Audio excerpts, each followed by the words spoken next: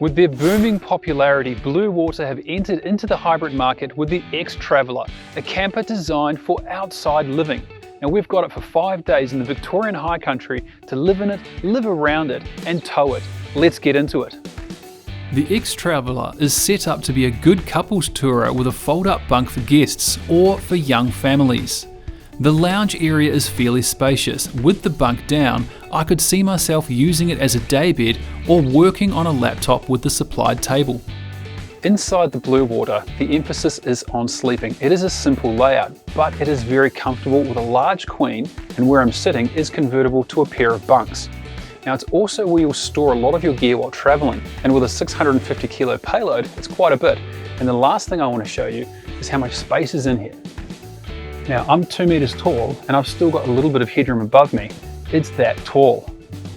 Looking around more, the Xtraveller has everything you need. There is a great inverter, plenty of power points, and the toilet is well positioned with access from the outside to remove it for emptying. Under the queen bed is access to good storage, and around the camper, everywhere there could be, there is a locker.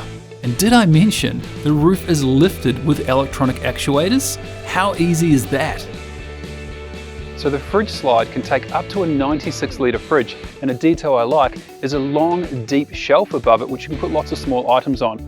We've got a travel buddy option on this one too, which we've been putting to great use. And one of my favourite details is the snake track in the kitchen. It means no bayonet, no fiddling with an annoying gas line to connect it all up.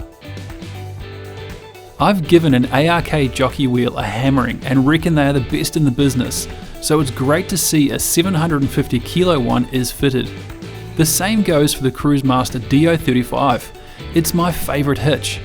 The Xtraveller comes with an external shower and full annex with a wall kit, and that's all standard too. We've been pushing the limits in the Victorian high country with the Bluewater, and it's soaked up every bump. The Ride Pro shocks, fantastic.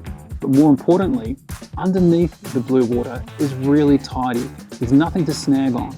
The guys have even fitted some poly tanks, which I'm a big fan of, and removed the annoying chrome taps which are prone to knock off, and plugged them. So there's sensible little ideas that I think will make the Bluewater very capable off-road. The chassis looked well made and the specs are good.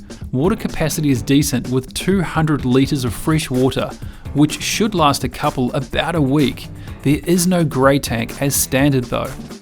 On the roof are a pair of Victron 175 watt solar panels feeding into a RedArc RedVision TVMS and Manager 30. If you want to add more solar, there is an external 200 watt input as well. Power is stored in 3 135 amp hour lithium batteries, so even in partially sunny days, you should be able to run a good fridge and all of your lights indefinitely. I should mention some of these are options like the third battery and the 2000 watt inverter, but it's still great value. Turn on the pie warmer and use the inverter for a bit and I think you'll still be okay for a number of days in average weather, and with a bit of management should be okay for weeks in sunny weather.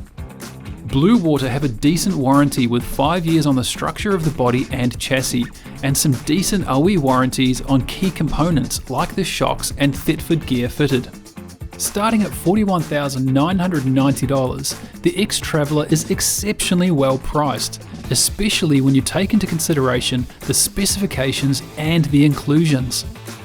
Now we found it to be very capable off-road, exceptionally comfortable inside, but what really stood out to me is the emphasis on outdoor living. This is the perfect camper for Australian conditions.